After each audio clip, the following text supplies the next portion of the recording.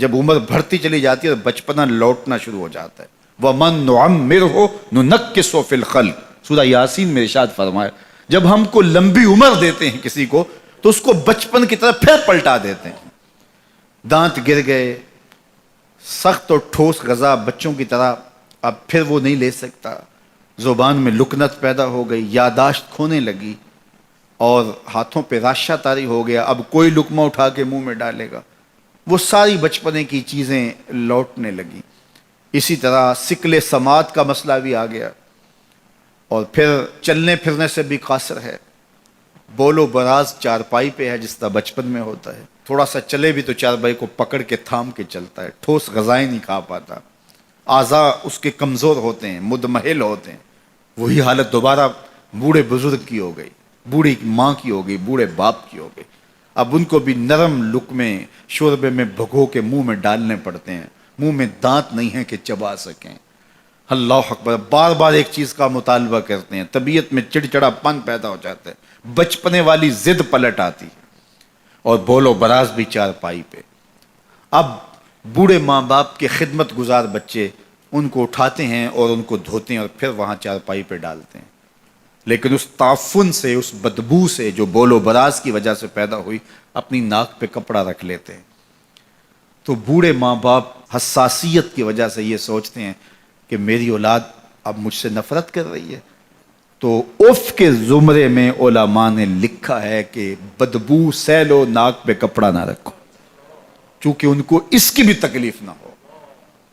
جب چھوٹے بچے کو ماں دھوتی ہے تو اس وقت کپڑا ناک پہ نہیں رکھتی، بدبو آ رہی ہوتی ہے، لیکن یہ ماں کا پیار ہوتا ہے.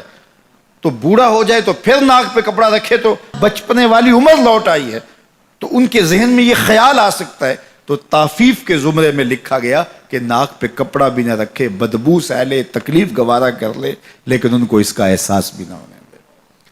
اللہ اکبر. جب بچہ ہوتا ہے تو توتلی باتیں کرتا ہے، تو وہ باتیں ماں باپ کے لیے خوشی کا سبب ہوتی ہیں. سارے بہن بھائی خوش ہوتے ہیں اس کی توتلی باتوں سے، ایک تسکین ہوتی ہے ان کو. لیکن بوڑھا جب توتلی باتیں کرنے لگے، لہجہ ٹوٹا ہو جائے تو بعض کا بچے ہنستے ہیں. تو جس طرح توتلی باتوں کا لاڈ ماں باپ دیکھتے ہیں، بوڑھے کے توتلے لہجے کے بھی لاڈ دیکھے جائیں. یہ کلمہ تعفیف کے زمرے میں آتا ہے. تو کہا ان کے سامنے اف بھی نہ کہو اور ان کی تعظیم کرو، اپنے بازو سکیڑ دو. جو کہا گیا نا کہ اپنے بازو ان کے سامنے سکیڑ دو، یہ پرندہ جب اڑتا ہے فضا میں، اڑان بھرتا ہے تو وہ بازو پھیلاتا ہے اور پھر ان کو جنبش کر کے آگے بڑھتا ہے، لیکن جب اس نے دوبارہ زمین پہ آنا ہے تو بازوؤں کو سکیڑنا شروع کر دیتا ہے. تو جب بازو سکیڑتا ہے تو وہ زمین پہ آ جاتا ہے.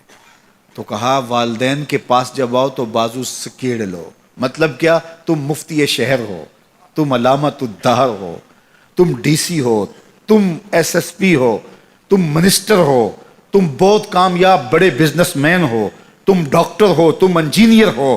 زمانہ تمہاری باتیں سننے کے لیے ترستا ہے. دنیا کی دانش گاہوں میں تمہاری گفتگو موتیوں کی طرح لوگ جھولیوں میں ڈالتے ہیں. تمہیں پروٹوکول دیا جاتا ہے، عزت ہوتی ہے، تکریم ہوتی ہے، تمہارے نام کے نعرے لگتے ہیں، پھول پھینکے جاتے ہیں، تمہارے لیے ریڈ قالین بچھائے جاتے ہیں. دنیا تمہیں تکریم دیتی ہے، لیکن اڑو، عزت پاؤ. لیکن جب ماں کی گود میں آؤ پھر پر سمیٹ لو. اب ڈاکٹر بن کے نہ آنا، اب بزنس مین بن کے نہ آنا، اب مفتی شہر بن کے نہ آنا، اب علامت الدہر اور فہامت الزماں بن کے نہ آنا، اب بیٹا بن کے ماں کے قدموں میں آ کے بیٹھنا. تو یہاں آؤ تو بازو سکیڑ کے آؤ اور باہر جاؤ تو بازو پھیلا لو. تو کہا ان کے سامنے اپنی بڑائی ظاہر نہ کرنا، بلکہ ان کے سامنے طفل مکتب بن جانا، طفل شیرخوار بن جانا، چھوٹے سے بچے بن جانا، ان کے لاڈ دیکھنا، ان کی چھوٹی چھوٹی باتوں پر جو ہے وہ باتیں کرنا. اللہ اکبر. یہ نہ سوچنا میں اتنا بڑا ڈاکٹر ہوں اور میں اس عنوان سے کتنے بڑے جو ہے وہ ضخیم اور علمی اور نکتہ رس دروس دیتا ہوں اور ان کے ٹوٹے ٹوٹے لہجوں پہ بات کرتا ہوں. یہی تو حسن ہے، یہی تو تمہارا جمال ہے. اس سے تمہارے والدین کو خوشی ہوتی ہے. ان کی عزت کرو، ان کی تکریم بجا لاؤ اور ان کی ضروریات کا خیال رکھو.